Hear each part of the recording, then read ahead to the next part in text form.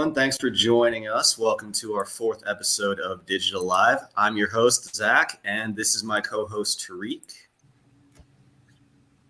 I'm Tariq, and I'm joined here today with Johnny, Harry, and Gabrielle Miller. All right. Thanks, everyone, for joining. And viewers, don't forget to leave your comments. You might get them answered in the Q&A. All right, let's get down to questions. So let's start. How about Harry, Gabby, Johnny? Why don't each of you give us a brief introduction, like where you went to school, what you studied, that kind of thing. All right, start with Harry.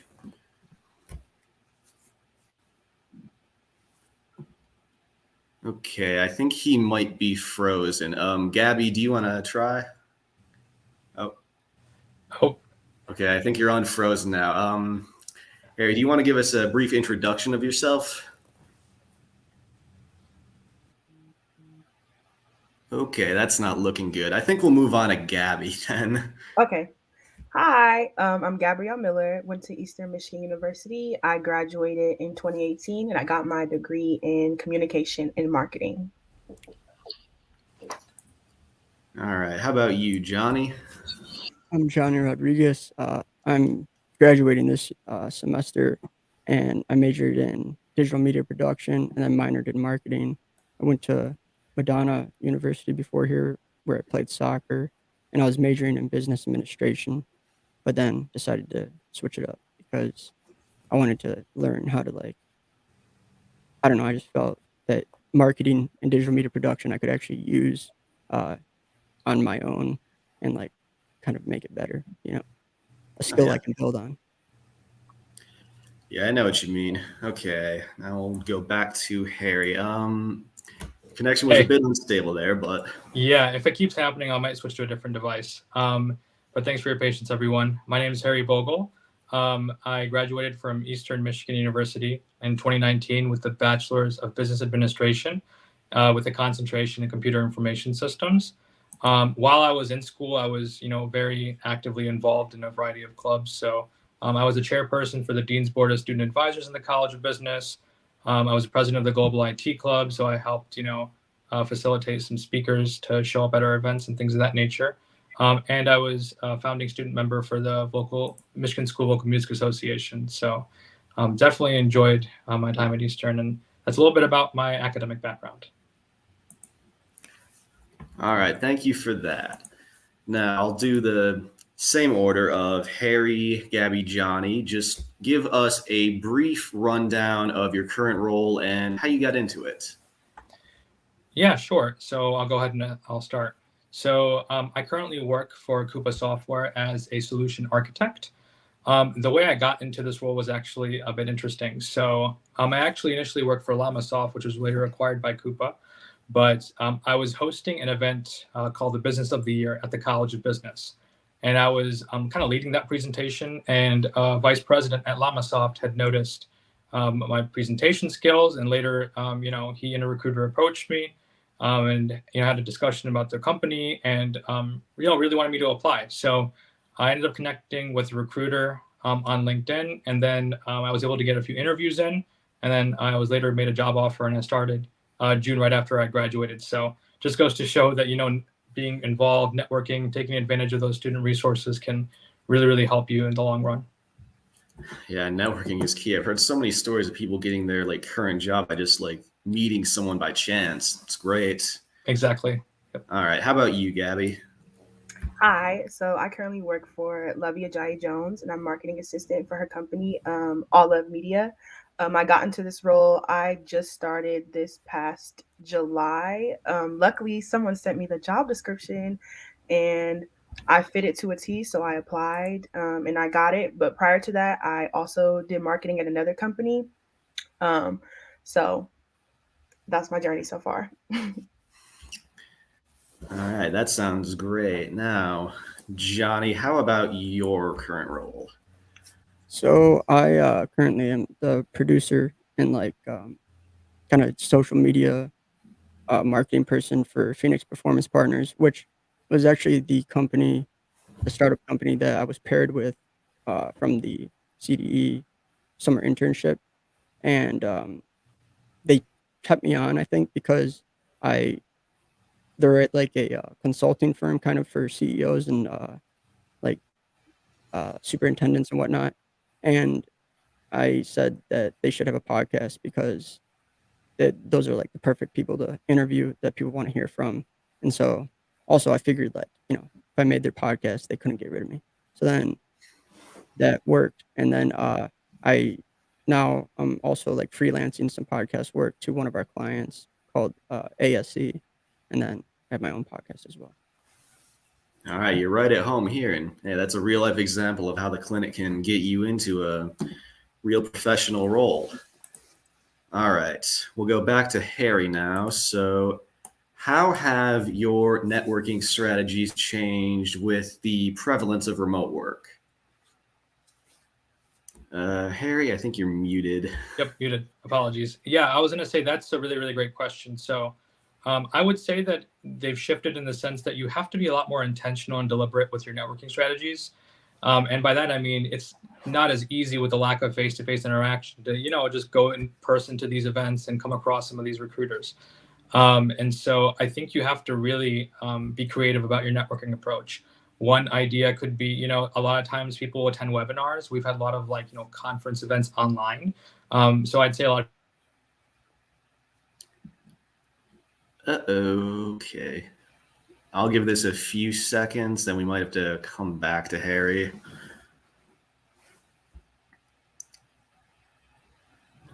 Apologies. Can you guys hear me? Yeah, we can hear you now. Yep. I was saying a lot of people, I think, are taking advantage of those online networking events and things of that nature. I know sometimes people will post on LinkedIn about these different webinars and such. In addition to that, I think just, going on LinkedIn, maybe looking at your alma mater and then finding people that are in careers that you might be interested in. I feel like a lot of people are receptive to you reaching out and being like, hey, we went to the same school. This is what I'm majoring in. Wondering if you would be up for a half-hour chat, maybe talking about your experiences so that I can learn about what you do. And so I think, the presence of some of these these professional media platforms, I think really helps you network, but you have to be a lot more intentional, I think, when it comes to networking. Yeah, that makes sense. Without that face-to-face connection, it makes sense you would need to be. All right, this one is for Gabby. So what networking strategies do you current for getting into your current role? Repeat that one more time. Sorry. Yeah, no problem. What networking strategies do you credit for your just getting your current job? Oh, that everybody knows what I do. So if they know I do marketing, anytime somebody has a marketing job past their screen, I pop in their mind. So I like to always talk about what I'm doing and, my career moves with whoever I'm around or, what I'm searching for, because you never know who could be listening. And that kind of benefited me in my scenario. All right, sounds like just having that social media presence, people know what you're doing is just key here. Show up everywhere. Exactly. All right, and Johnny, would you say that the Digital Summer Clinic helped to build your networking skills? Oh yeah, absolutely. Those meetings that you have every week, like at the time, they might get kind of annoying, but they're definitely helpful because they make you think a lot about how you're going about, at least when I was doing it, how you go about networking and communicating with the company you were paired up with and whatnot, and then how you can, and then Bud, Professor Gibson always gives great advice about how to kind of catch the eye of these people, of the bosses that you're working for, so that you kind of leave a lasting impression, which goes with everything for networking. You want to leave that good impression. Yeah, absolutely. And sounds like with these meetings, whether you love it or hate it, you get a lot out of them. Oh yeah, 100%. All right, I've got one last question for me, and this is going to be for all of you. Let's start with Johnny, then Harry, then Gabby for this. And it is, what advice do you have for students applying to the summer clinic? I would say, when you're in the interviews with the people, kind of talk about what you're good at and what you think, what you enjoy doing, at least if you're like passionate about it, I would say, because passion definitely plays a role in, you know, how people will perceive like the effort you expend towards whatever it is. And so also when if you do get the internship, uh, don't be afraid to like come up with ideas to, you know, at the place you're working, because if you don't say it, then, it could be a good idea, but if you're too scared to say it, then it's never going to happen. No, that's a great piece of advice, and definitely good to have one about the interview too. All right, Harry, what advice do you have? Yeah, I would say, kind of just piggyback off of what Johnny said, making sure, that you display that level of passion for whatever it is that you're interested in, just so that people are understanding about, what you want to do.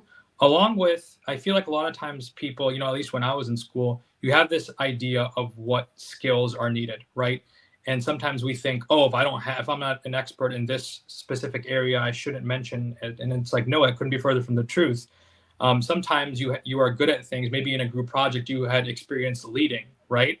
You think about the amount of different hats you had to wear in that group project, and I think it's all about making the best of the experiences that you've had. So just making sure that you really think deeply about each of the things maybe that you've done, and try your best to put them together and showcase them. I think that really helps. In addition to that, I think making sure just that take your resume and do you guys still do the statement of purpose? Yes, that's Okay. the most important part. Okay, awesome. So taking your resume and the statement of purpose to even your career center, if you have one at your university, can be really helpful. I mean, making sure, obviously that there's no grammatical and spelling errors, but also getting that valuable feedback won't just help you for the summer clinic. I think it'll help you further down the road too. All right, thank you for that advice. And now, Gabby, what would you have to say to potential applicants? So my advice would be to show up uniquely, show up and stand out. And for me, that meant I made like a portfolio, like I printed it out and I put every piece of experience, even if I thought it was little or if I did something big, I just really highlighted every possible skill or just everything I can contribute and bring to the table by being a part of the internship. So my advice would just be no matter what experience you have, or no matter like, say you want to go into marketing, you don't have that much experience, don't let that scare you away from applying. Show up as you, show up, like they said, passionate, show up very detailed and thorough. So have a great statement of purpose, and just my advice would be just to apply and see where it goes. I think that's the best advice. Just do it. All right. So that is all the questions I have for tonight. I will turn it over to Tariq for our Q&A. All right, I'm going to go into some of the questions. And the first question we have is from Bud Gibson. And he said, where did Johnny get that neat mic? Is he planning a career in podcasting? It's a great question.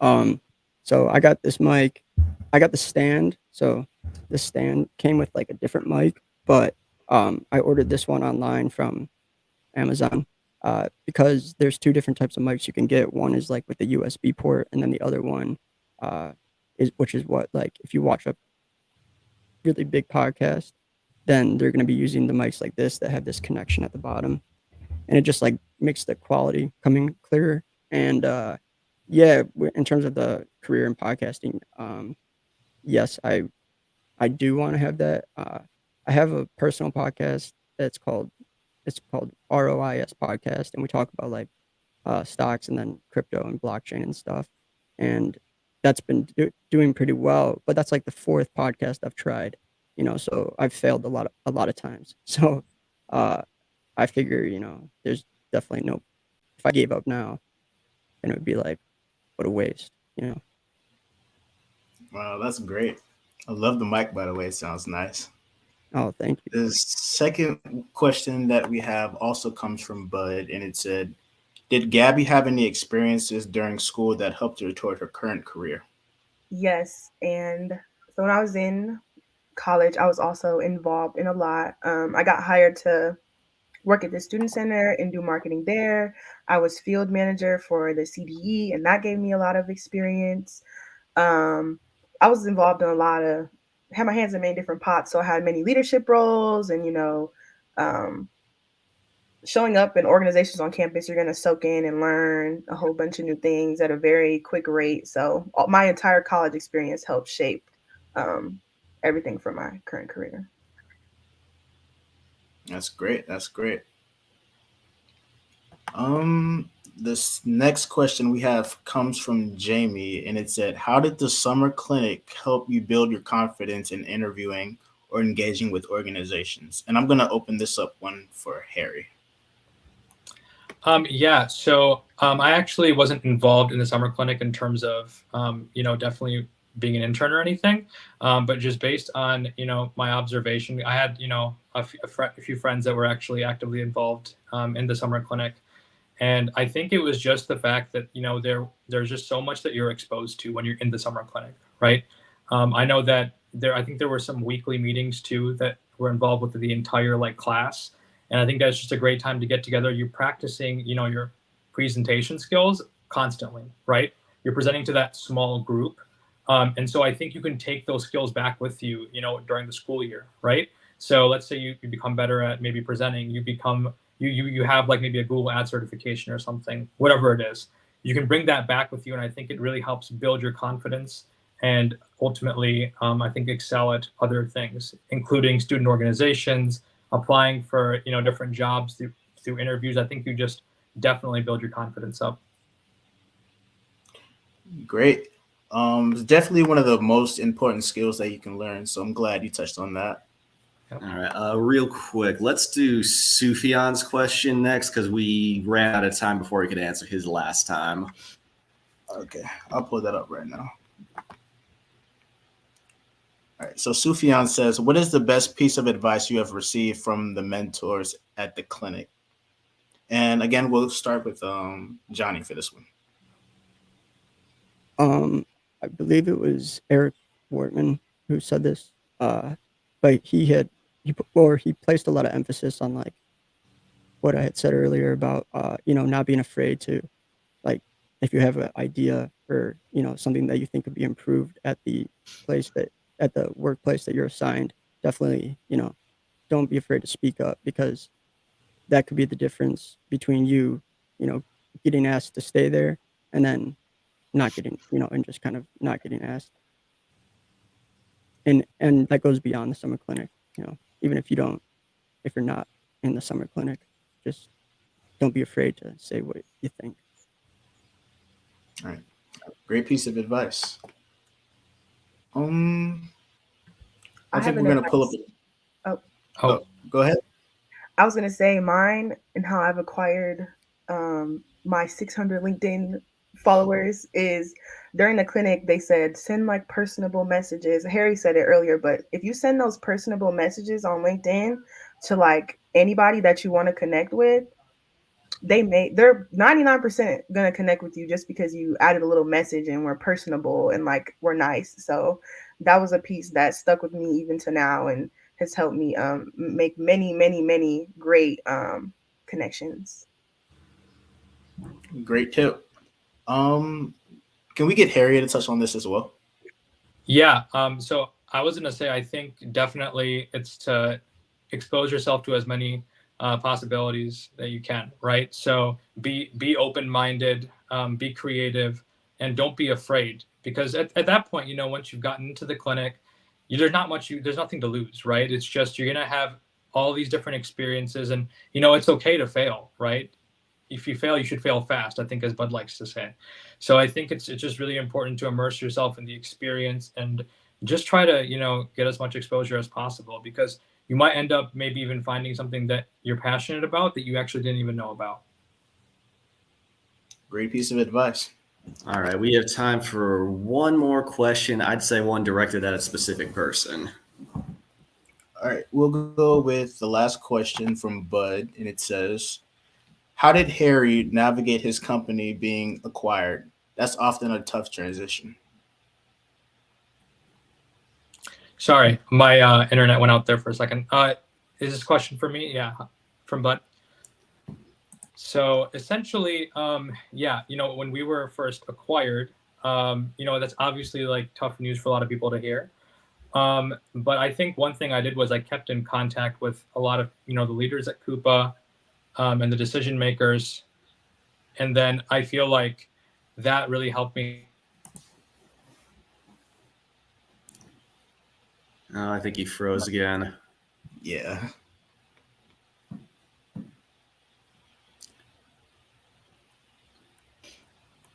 Apologies, guys. Can you hear me now? Yep. Yeah, we can do it.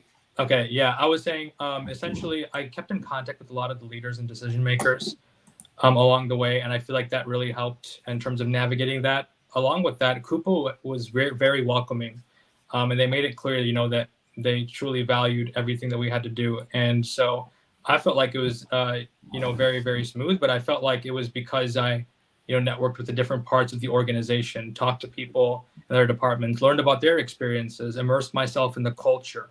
Things like that. And I think that really, really helped me along the way. But yeah, it's definitely, I think at first you're thinking, oh, I've never been through this before. It's a new experience. I don't really know how this is going to go. But then, I feel like just having a positive mindset and then networking with your new company, I feel like that is what really, really helped me navigate through that. All right. That's the last question that we have for today. I'm going to turn it over to Zach now. All right. Before we head out, I want to thank everyone again for watching this episode of Digital Live. All our guests, Johnny, Harry, Gabby, thank you all for being here. It was great to have you on tonight. All right, Thank be sure you. to check out. All right. Be sure to check out our Eventbrite. We've got the Google Tour coming up this Friday, among many other events. And stay tuned for our episode next Wednesday. We're going to have Jarrell McCree on. He's going to give us a sneak peek of the upcoming Pinterest virtual tour. All right. Have a great night, everyone. And don't forget to apply. Thanks, everyone.